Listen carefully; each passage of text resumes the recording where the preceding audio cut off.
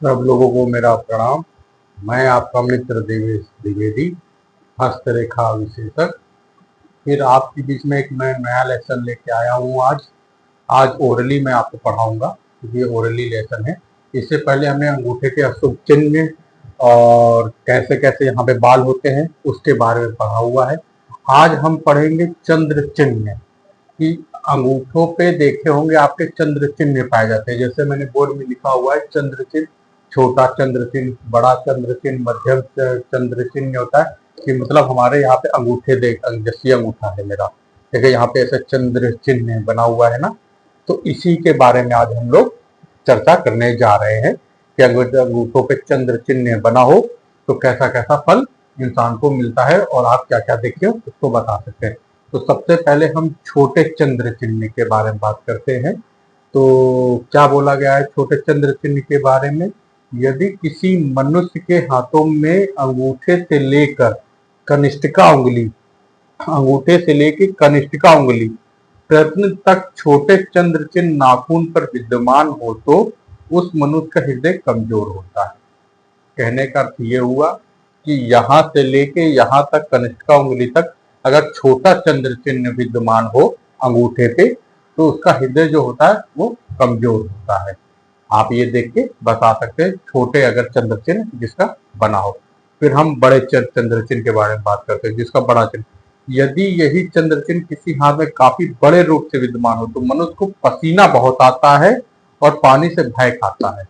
अगर बहुत बड़े से विद्यमान होगा तो मनुष्य को पसीना बहुत आएगा, वो पानी से भय खाएगा। किसी के भी हाथ में आप देखें अगर बहुत बड़ा बड़ा चंद्र चिन्ह दिखाई दे रहा हो तो आप ये इससे कह सकते हैं। सबसे शुभ चिन्ह होता है चंद्र का मध्यम, जो मध्यम में होता है। तो मध्यम में क्या कहता है कि मध्यम श्रेणी का चंद्र हाथों में होता है तो शुभ लक्षण है। इसमें हृदय जो होता है अपना हार्ट, उसको बल मिलता है। ऐसे मनुष्य आपत्ति के समय में साहस से काम लेता और बीमारी बहुत कम होती है। मतलब कि ऐसे मनुष्य जो होता है कि हृदय उनका मजबूत होता है, जब आपत्ति आती है तो बड़ा संभल के काम करते हैं और उनको बीमारी भी बहुत कम होती है। अगर आपको साधारण मध्यम चंद्र चिन्ह दिखाई दे, ना ज्यादा बड़ा ना ज्यादा छोटा, बीच में हो, तो आप ये उनको बता सकते हैं। ये हमारा चंद्र चिन्ह के बारे में बात हुई। 3 भागों में मैंने विभक्त किया था, छोटा फिर बड़ा फिर मध्यम, और सबसे शुभ होता है मध्यम। अब हम इसी के आगे लेसन में पढ़ते हैं तर्जनी पर किस्म तिल। मतलब कई कई लोगों के हाथों में आपने उंगलियों पे देखा होगा कि यहाँ पे तिल पाए जाते हैं। यहाँ पे किसी के तिल होगा, यहाँ पे किसी के तिल होगा, यहाँ पे किसी के भी तिल हो सकता है। तो तिल का भी बड़ा अच्छा वो देखा गया है। क्या कहते हैं, इसके बारे में भी आपको एक उदाहरण भी दूंगा जब वाले पे आऊंगा। तो तिल का कहने का क्या अर्थ हुआ? तर्जनी उंगली पर कृष्ण तिल। मैं तर्जनी उंगली पर अगर कृष्ण तिल बना हुआ हो अंदर की तरफ, तो यदि काला तिल मनुष्य की तर्जनी उंगली पर अस्थायी रूप से विद्यमान रहता है तो उसका अशुभ प्रभाव मनुष्य को अचानक स्थायी या अस्थायी हानि पहुंचाकर दुखी करता है। अगर तर्जनी उंगली पर अस्थायी रूप से ये चिन्ह बना होगा तो क्या कहते हैं, मनुष्य को अचानक ही मतलब की दिक्कत पैदा कर सकता है। अगर ये चिन्ह मतलब तिल बना हो, तिल सिर्फ एक ही जगह बड़ा शुभ बोला गया है, हथेली के बीचों बीच में। जहां पर ऐसे हथेली बंद करें और वो तिल अंदर छुप जाए तो समझ लीजिए आपको धन की प्राप्ति जरूर होगी और अच्छी खासा धन आपको प्राप्त रहेगा। अगर बीच मध्यम उंगली पे किसी के तिल है और उसकी हथेली बंद करता है वो क्या कहते हैं आपकी वो छुप जाती है, क्या कहते हैं तिल, तो बड़ा शुभ माना गया है।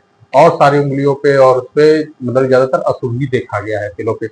अब मैं एक उदाहरण दे रहा था, मध्यमा पर काला तिल, अगर मध्यमा उंगली पर, ये मध्यमा उंगली हमारी कहलाती है, अगर इस पे काला तिल बना हो तो यदि मध्यमा उंगली पर कृष्ण तिल स्थायी रूप से अंकित हो तो वह मनुष्य सदैव किसी न किसी बीमारी में ग्रस्त रहता है और बड़ी बड़ी बीमारियों से मरते मरते बचता है। बात समझे आप लोग? अगर मध्यमा उंगली शनि की उंगली पर अगर कृष्ण तिल बना हुआ है तो वो बीमारी से ग्रसित रहता है और कभी कदार तो ये तो देखा गया कि मरते मरते बचा है। तो इसी का मैं एक उदाहरण है। मेरी एक स्टूडेंट है, मुझसे पढ़ती है, प्रेजेंट टाइम में पढ़ रही हैं, ऑफलाइन पढ़ती हैं।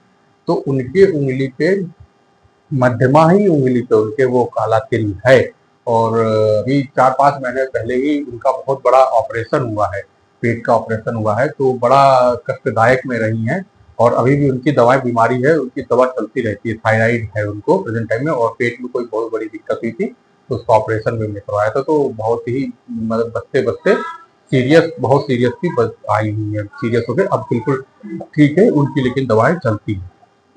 एक मेरी ही स्टूडेंट है, उनको जब मैं पढ़ा रहा था, तो उनने खुद ये बताया था मुझे तब कि क्या कहते हैं मेरी उंगली पे ऐसा है और ये मेरे साथ ऐसा घटना हो चुकी है। तो वही मैं आपको एक उदाहरण दे रहा था कि मध्यमा उंगली में काला तिल, ये मेरे स्टूडेंट है, उन्हीं के साथ ऐसा हो रखा है।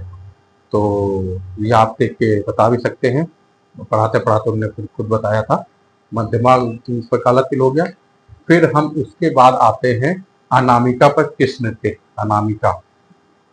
यदि अनामिका उंगली पर तिल स्थायी रूप से अंकित हो तो वह मनुष्य विवाद, पराजय तथा समाज में अपमानित होता है। मतलब कि अगर सूर्य उंगली पर क्या कहते हैं तिल अंकित हो तो वह मनुष्य विवाद तथा पराजय पे अपमानित होता रहता है। फिर आता है कनिष्ठिका उंगली पर तिल, कनिष्ठिका कनिष्ठिका उंगली पर यदि कनिष्ठिका उंगली पर काला तिल स्थायी अथवा अस्थायी रूप से अंकित हो जाए तो अशुभ फल प्रदान करता है, उसको व्यापार में हानि, नौकरी में गड़बड़ और धोखा देने पकड़े जाते हैं। मतलब कि उसको व्यापार में हानि और क्या कहते हैं नौकरी में धोखा और खुद किसी न किसी को धोखा देते हुए वो इंसान पकड़ा जाता है। ये ज्यादातर देखा गया है दोनों व्यापार में ज्यादातर, क्योंकि बुद्ध बुद्ध की उंगली कही गई है, बुद्ध की उंगली को ज्यादातर व्यापार से बहुत अच्छा खासा देखा गया है, फल बहुत अच्छा मिलता है अगर बुद्ध की उंगली बड़ी स्पष्ट रूप से विद्यमान हो और अच्छी खासा पर्वत अच्छा खासा उठा हो, रेखा अच्छी जा रही हो, तो वो व्यापार में बहुत उसको अच्छा फल देता है बुद्ध की उंगली। तो वही चीज मैंने आपको बताई कि व्यापार में दिक्कत कर सकता है अगर किसी के तिल बना हो बुद्ध उंगली पर। और कुछ पॉइंट है, पॉइंट मैंने अलग से लिखे हुए हैं, तो वो मैं पॉइंट आपको बोल देता हूँ। नीले, काले, श्वेत तथा पीले रंग के नाखून बहुत ही अशुभ प्रकार के होते हैं। ठीक है। सेकंड पॉइंट क्या कहता है, नाशपन करने वाले शराब, सिगरेट, बीड़ी, तंबाकू आदि पीने वाले की हथेलियां, हथेलियां जो होती ये हथेलियां तथा नाखून पीले काले पड़ जाते हैं, पीले पड़ जाएंगी हथेलियां या काले पड़ जाते हैं नाखून। और तीसरा पॉइंट क्या कहता है, नाखून अधूरों का नीला पड़ जाना तथा नाक का टेढ़ापन लिए, नाक जो होती है नाक का ऐसे टेढ़ापन लिए वो दिखाई देना अच्छे आदमी के लिए बीमारी का सूचक है और बीमार के लिए मृत्यु का सूचक प्रतीत होता है। बात समझे आप लोग, कहने का क्या हुआ, नाखून अधूरों पर नीला पड़ जाना, अचानक से किसी कोई व्यक्ति है उसका नाखून अगर नीला पड़ जा रहा है और नाक बिल्कुल सीधी अचानक से टेढ़ी हो गई है तो समझ लीजिए कि उस आदमी को बीमारी हो सकती है।